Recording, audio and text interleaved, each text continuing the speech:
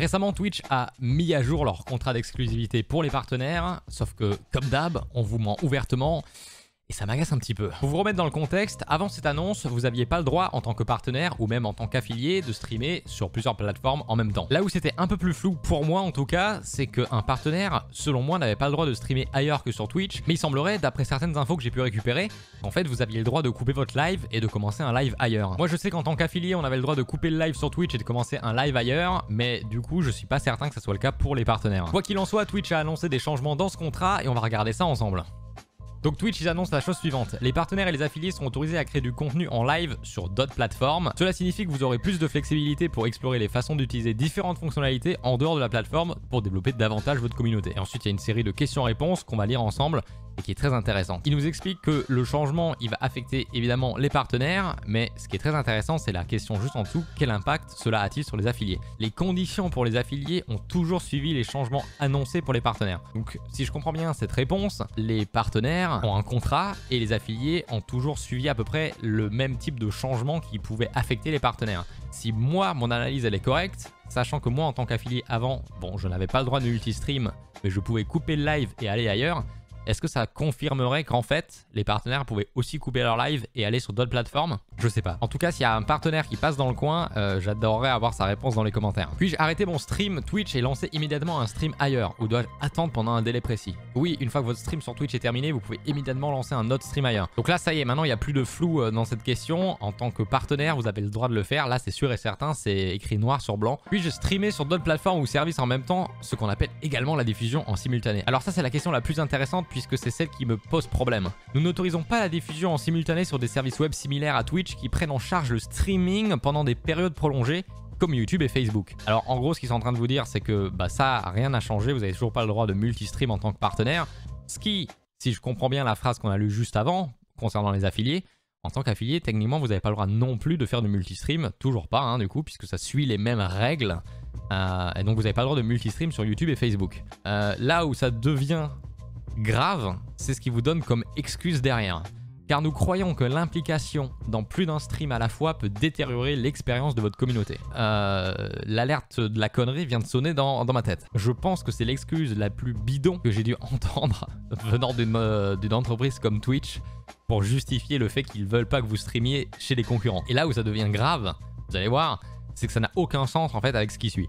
Cependant, nous savons que vous êtes nombreux à vouloir utiliser d'autres services pour développer votre communauté. Donc, en gros, ils sont en train de vous dire qu'ils sont au courant que vous voulez développer votre communauté, mais ils pensent que sur YouTube et Facebook, ça va pas. C'est pourquoi la diffusion en simultané, en format court sur des services mobiles comme TikTok ou Instagram Live, est autorisée. Pour moi, il y a un gros problème. En fait, ils viennent de dire deux choses et de se contredire. C'est-à-dire qu'ils ne veulent pas qu'on stream sur des plateformes de streaming qui prennent en charge des périodes prolongées donc de live parce que ça peut nuire à l'expérience. Par contre, on peut le faire sur des plateformes de live comme TikTok ou Instagram Live parce qu'ils parlent de format court. Sauf que le format court, que ça soit sur TikTok ou les Reels là de Instagram, c'est un format à part.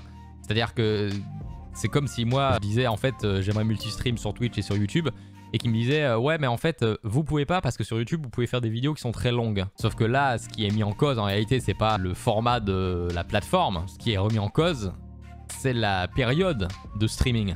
Donc je ne vois pas ce que ça vient faire là, cette histoire de format court avec TikTok et Instagram, puisque sur TikTok vous pouvez streamer et d'ailleurs on va le regarder dans un instant. Je vais ouvrir TikTok Live sur navigateur. Vous allez voir que ça ressemble à n'importe quelle autre plateforme de streaming. Donc là on est sur TikTok Live. Quelqu'un qui joue à Valorant, très bien. Donc là on a un exemple parfait, on a un live en 16/9 et je pense pas que le live va se couper au bout d'un moment. C'est-à-dire que moi ce que je ne comprends pas c'est cette annonce de vous pouvez streamer sur des plateformes qui proposent des formats courts mais pas sur des plateformes qui vous permettent de streamer de manière prolongée.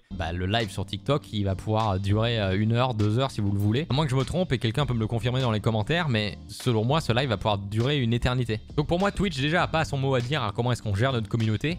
Si ça détériorait vraiment l'expérience, ça serait notre problème et notre faute et on s'en rendrait compte et on s'adapterait. Et là en fait ils essaient de prendre les devants, sauf qu'ils prennent les devants pas pour l'expérience de l'utilisateur, mais tout simplement parce qu'ils n'ont pas envie en fait qu'on aille chez la concurrence. Alors même s'ils nous autorisent maintenant à streamer en coupant le live Twitch et en allant ailleurs, ils savent très bien qu'un grand partenaire avec beaucoup d'abonnés et beaucoup de viewers récurrents va avoir beaucoup plus de mal à faire la transition s'il doit couper son live sur Twitch et aller sur YouTube ensuite. Donc pour moi ça c'est la vraie raison c'est qu'ils n'ont pas envie de faire en sorte de simplifier la transition entre leur plateforme et une autre plateforme concurrente. Et on le sait, YouTube et Facebook Live, ou Gaming, je sais jamais comment ça s'appelle, c'est quoi, c'est Facebook Live, bon bref. Ils n'ont pas envie que les gens fassent une transition ou ne serait-ce que test pour voir si ça fonctionne mieux ailleurs. Si vous êtes partenaire et que vous avez vraiment énormément de viewers et énormément d'abonnés, vous pourriez peut-être gagner un peu plus en allant sur ces autres plateformes en simultané, je parle. Mais en tant que petit partenaire, ce que j'entends par là, c'est que vous êtes à la limite et vous venez de passer partenaire. Et donc vous êtes vraiment, on va dire dans le... C'est pas méchant, hein, dans le bas du panier des partenaires, mais dans le sens où... peut-être que c'est juste pour vous encore pour en vivre. Le problème c'est que ça vous met des bâtons dans les roues. Pour moi c'est vraiment problématique. Donc je l'ai souvent dit, le partenariat pour moi, est-ce que c'est une arnaque? Je sais pas si c'est une arnaque, mais en tout cas pour moi c'est vraiment pas un bon deal. Et je pense vraiment que pouvoir streamer sur plusieurs plateformes en même temps, ne serait-ce que pour tester, ça ne peut absolument pas abîmer l'expérience utilisateur des gens qui viendraient voir votre live. Donc ça m'agace un peu de voir une entreprise comme Twitch mentir dans ce qu'ils appellent une FAQ du coup, sachant que ce n'est absolument pas la vérité. Ça ne détériorera pas l'expérience si on streamait en même temps sur plusieurs plateformes, sachant que eux-mêmes l'autorisent sur TikTok et sur Instagram. Donc ça n'a aucun sens de dire que streamer à plusieurs endroits peut détériorer l'expérience, mais en fait sur des plateformes qui proposent des formats courts, et bien en fait ça passe. Donc qu'est-ce qui change officiellement pour les partenaires? C'est que maintenant vous avez la confirmation que vous pouvez streamer ailleurs quand vous coupez le live sur Twitch, ça c'est sûr.